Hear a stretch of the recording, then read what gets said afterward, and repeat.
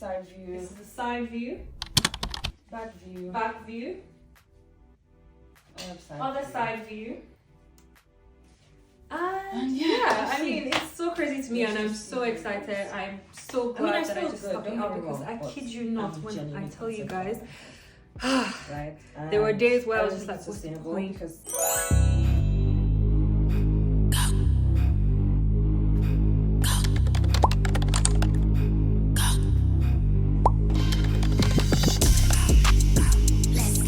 hello my lovelies, welcome back to my channel. My name is Yvonne. My channel is called Progressive Human, so I'm Yvonne of Progressive Human.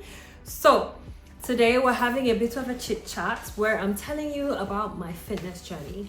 I recently lost 10.5 kg, which insane to me, because first of all, it's not easy to lose 1 or 2 kg, let alone 10.5. And I know and I feel like I still have a way to go. Just because I know that I'm capable of so much more, and I kind of have a number in mind, which I will never share. I will never share numbers, yeah, but I will tell you this is how much I've taken off, this is how much I've gained, whatever the case might be, but no exact numbers. Anyway, I wanted to just get into this because I get asked a lot of questions about how I did it, how I've done it, by people online, by people in my real life, and I think it'll be very helpful for my very busy girls, because I'm a busy girl. I am a career woman. I am ambitious. I have goals, and I'm sure everybody has goals, but I have a very structured corporate life and other side things that I'm, currently trying to grow. So I'm a busy woman.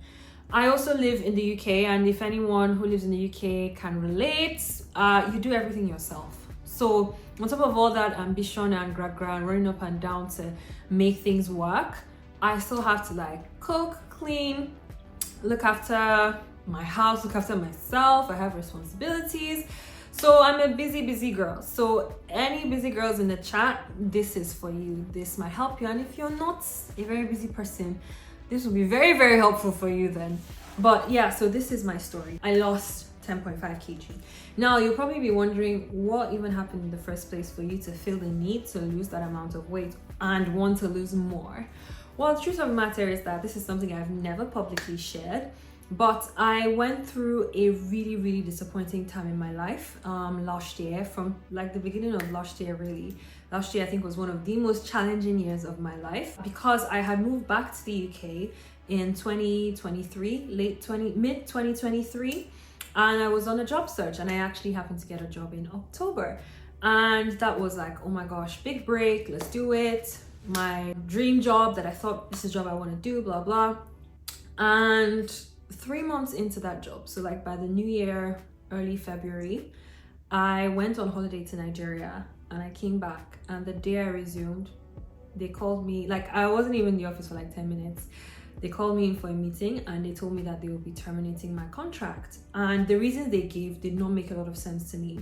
But in hindsight, I realized that they were actually kind of downsizing, but they just didn't want to put it across that way, because they would have had to give me a settlement. They didn't want to, but that's besides the point, story for another day. So you can imagine this really shook me, because I'm a very ambitious girl. I go for things wholeheartedly. I work hard, I show up, I give my best, I better myself, I improve myself, and I always want to be the hardest worker in the room, and that's who I am. Having that experience where I was made to feel like I wasn't good enough for something completely shattered me, and it really made me realize that a lot of who I thought I was deeply rooted in my achievements, and that is why I was going so hard to overachieve a lot of things. And I mean, I will talk about being an overachiever in a different video. I think a lot of my overachievers can relate. But I was so hard on myself in this period of time where I was unemployed, and honestly I don't know how I would have survived it if not for my friends, my family, and my man. I know he's going to hate me giving this shout out, but babe, I could not have done it without you, and you know. And as much as my family, my friends, my baby pampered me, they also gave me, when I say the carrot and the stick, I had a very good balance of both. And some days I was like, you guys just hate me, you don't love me, but really I needed that kick up the ass, come on, let's get job applications out, come on, let's work out, let's you know, just to give me that encouragement to feel like myself again, because that's me. Like, I am a busybody, not busybody, busybody, right? And I wasn't doing any of those things. I became very insecure about a lot of things, and it really affected my self-esteem a lot, and it meant that I wasn't really looking after myself anymore. I wasn't eating right. I remember, like, I would have bars and bars of ice cream, like Magnum ice cream. Oh my god, me and the bae, we were eating together, but he wasn't gaining weight, me, I was gaining weight, and we would, oh gosh, it was just a very, very horrific period of time. Although, funny enough, I missed the freedom. Like, in hindsight now, I'm like, I missed those days where I didn't have anything to do. But yeah, I mean, I had just moved back to this country after living in Nigeria for 5 years, and I really felt like this was supposed to be my big break, and it just didn't click. And I was just like, oh, so I really felt so defeated. I was like, everything I'd worked for, this was supposed to be the time where I had my break, but it didn't work out the way I planned. So it really just destabilized me. I wasn't eating right, I wasn't working out, barely working out. My hair was just going through it. The breakage in my hair around that time was just insane. And fast forward to, you know, trying to get back on the horse. Honestly, again, I don't know how I would have done it without my man, because he's always, you're a one. But yeah, he really supported me through it. Eventually I got a job. It was like a breath of fresh air for me. Like, okay, I'm actually not all that bad. But I still went into that new job feeling very insecure and tense about a lot of things. But I remember it was literally the week I started my new job, I was just like, yep, I cannot continue like this. Like, this situation going on with my body right now, where none of my clothes fit, where I don't feel comfortable, where I'm having aches and pains in places at my age, like, no. And I know naturally as we grow older, especially as women, we will put on weight. So that was a natural thing. But I was just like, this is not moving at the pace as it should, that it's supposed to move at. This is way faster than it needs to be.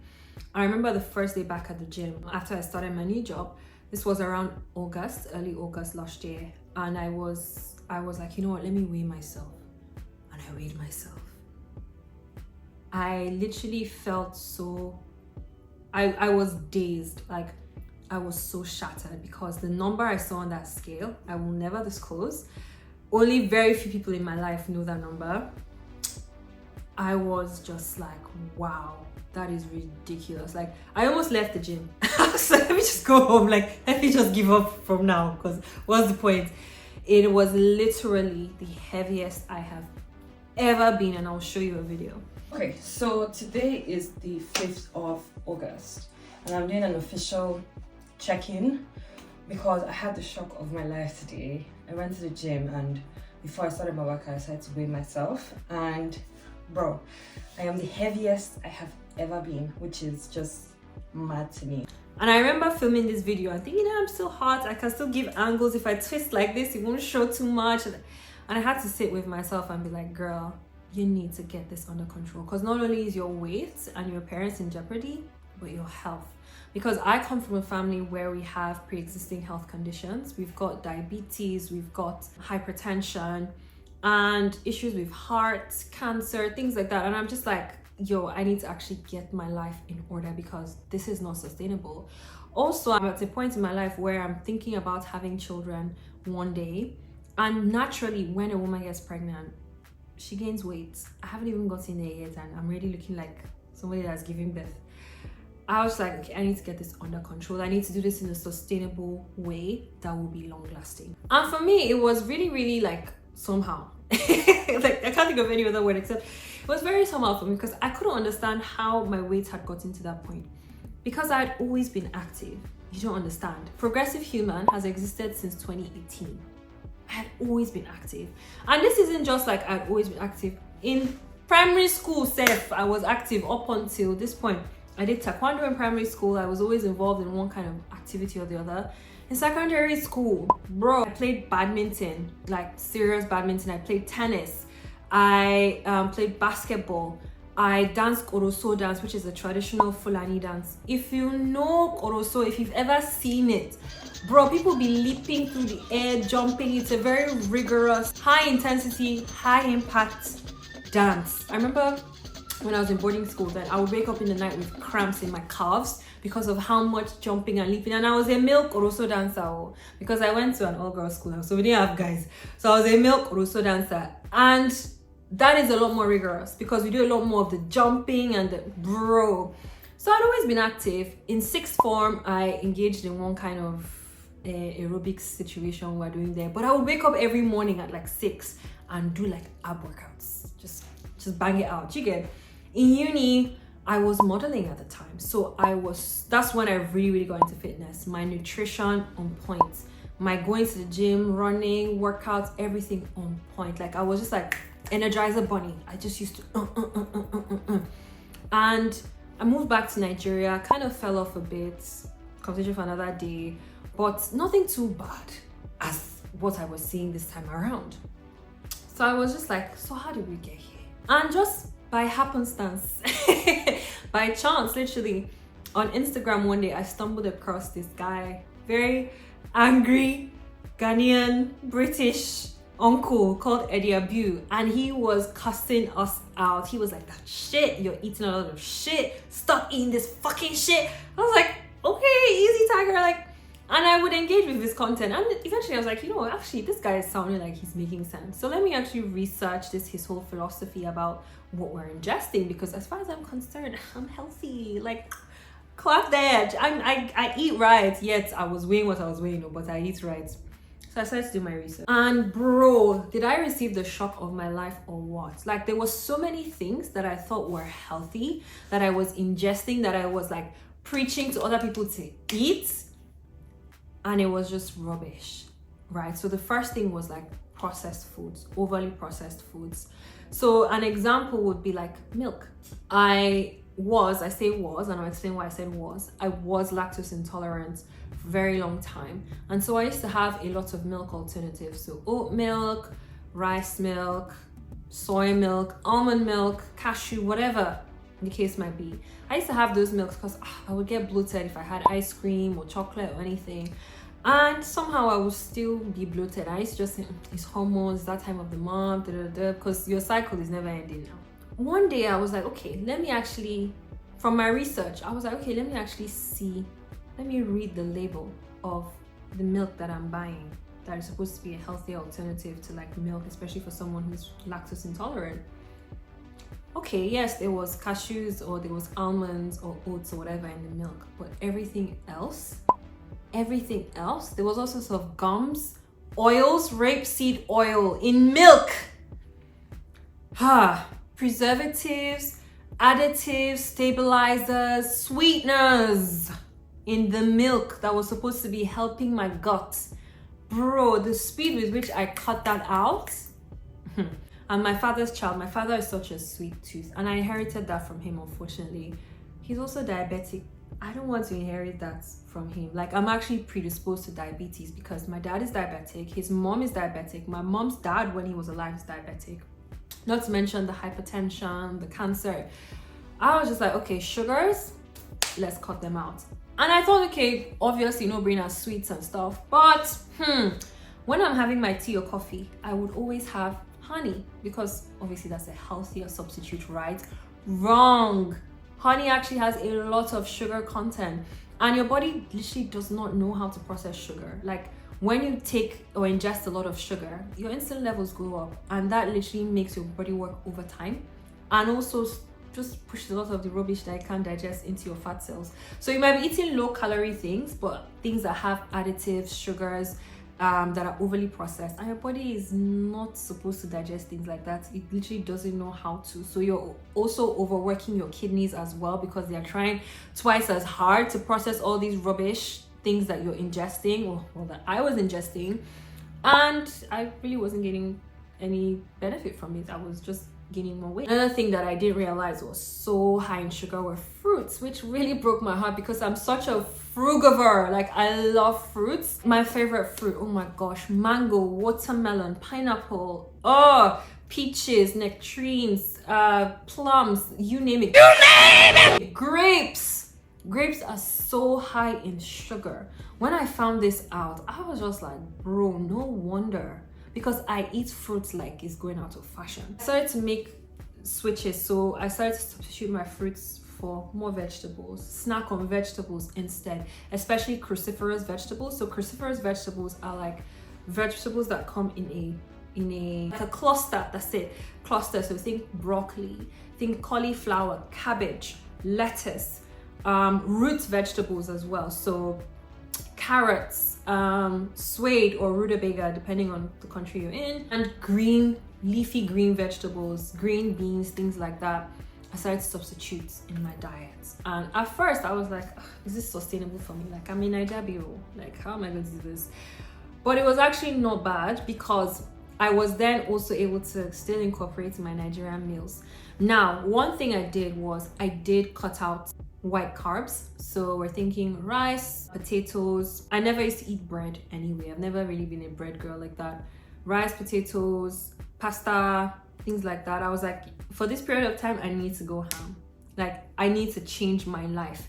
And so for the first 2 months, I was so strict with those things. But as we've gone along, I've found the balance in that. But to kickstart the journey, I had to go ham. You know that saying, if you want to have something you've never had, you have to do something you've never done. So I was like, okay, I'm going to go ham, I'm going to go cold turkey on these things. And let me just kickstart this process. Let me actually get my metabolism going again. Then I will, be able to balance out eventually. And the interesting thing is that, like, I started to find out that the more I cut out those things, the less I ate them, of course, and the less I craved them. It was like, because I was eating so much of those things, I was craving them more. Now, don't get me wrong, time of the month, it was a challenge, I won't even lie. But now I found my healthy balance where I know, okay, I can allow myself this, I can allow myself that. But when I started, I was like, girl, that's your business. And this discipline I have, let me tell you where I got it from secondary school, from boarding house. I remember going to boarding house as a sports daddy's girl. And the only thing I can say I came out of that nonsense school from with was discipline. Because there was time and place for everything. There were strict rules. So if you were like me and you went to boarding house, go and dig out that discipline. Unless you were a rebel. I used to follow rules. I don't like trouble. Do you get? But who would have thought that sports daddy's girl would have gotten the level of discipline and commitment and resilience that I got from that boarding school experience? So I was very determined to be like, this, I'm going to see it through. Because again, like, I want to live long as well. Jiggles. I cut out all of that. I also cut out processed foods. I cut out carbs, simple carbs. I would still have oats. So this now brings me back to the Nigerian food I was having every night till today. I eat a swallow for dinner. And see, a myth I want to burst here is that a lot of people think that if you eat late, it affects your weight loss. I'm sorry, that's a lie. Because whether you sleep or you don't sleep is garbage in, garbage out. Doesn't matter what time of the day. That's redundant. Well, maybe we should do a video on how eating late actually doesn't affect weight loss.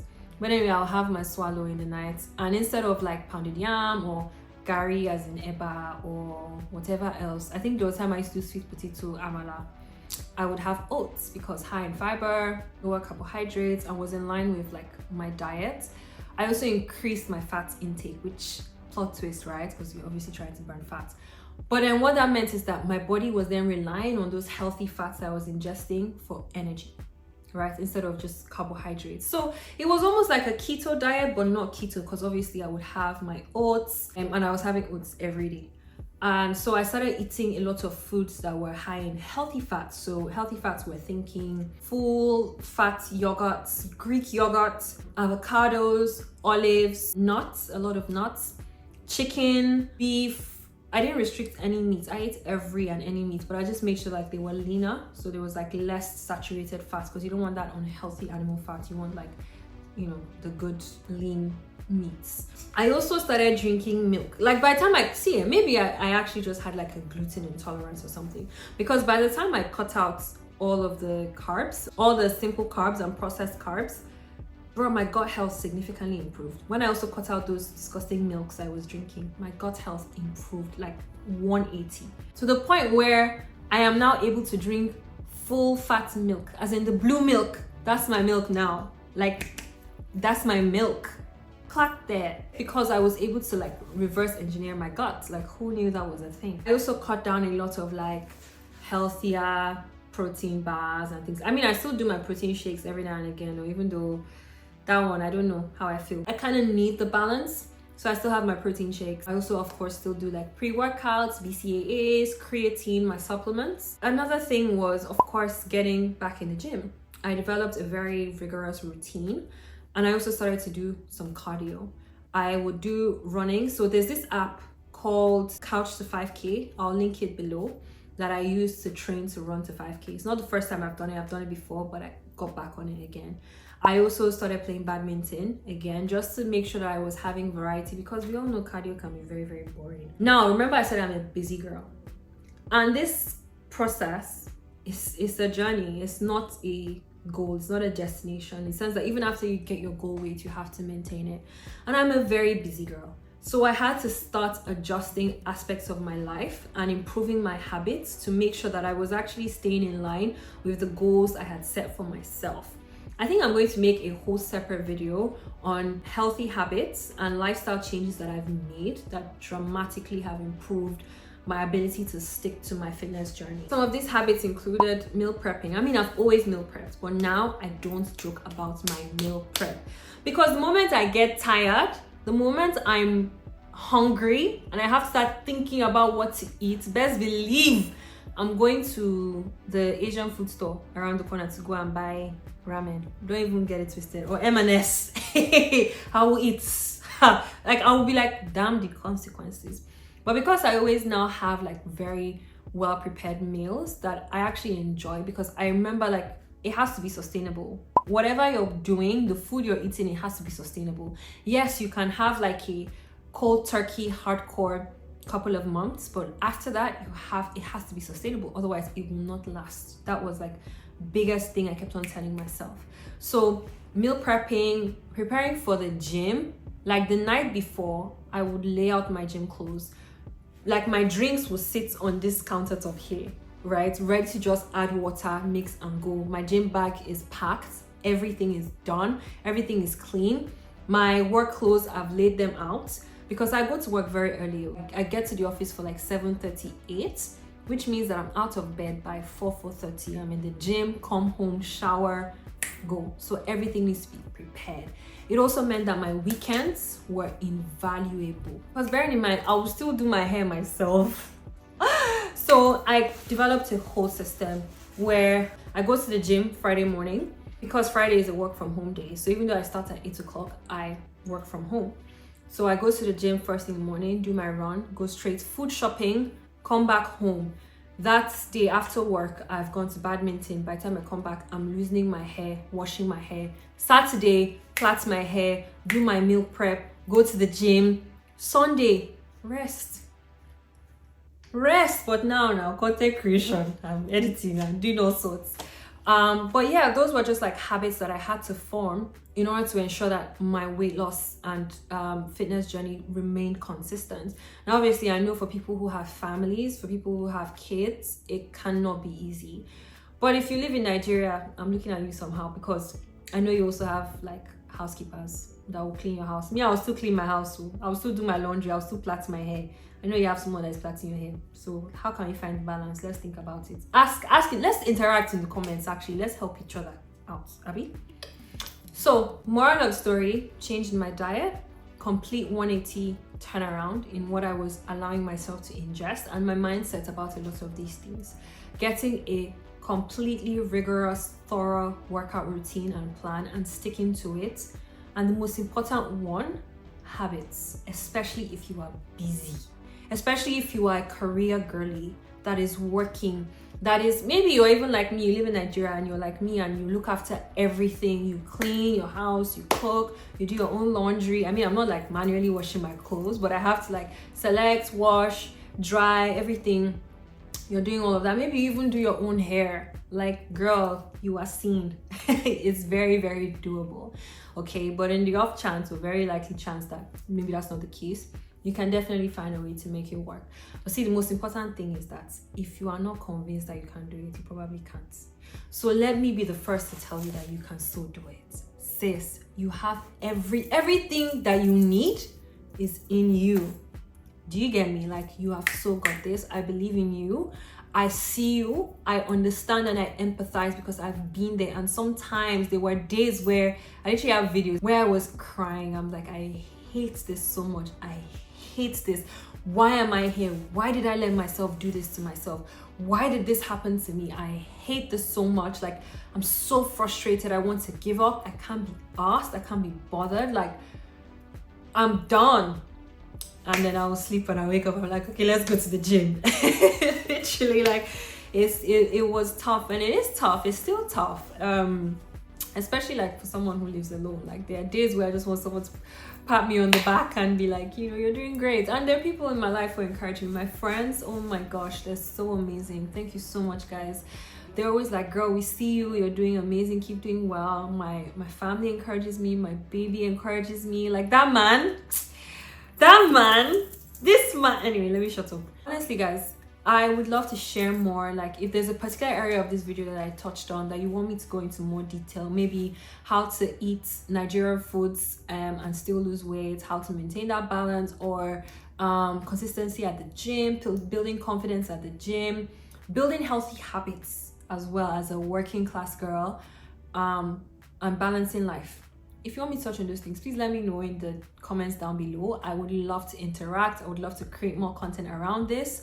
And again, remember, my love, you are so capable. Like, you can so do this. If I could do it, you certainly can. Okay? Thank you so much for watching this. I thoroughly enjoyed filming this. Look, this was second take home, because first one I felt like I was really rambling. But thank you so much. If you got to the end, you're amazing. Please like, comment, subscribe, share this video if you care. And I will see you next time.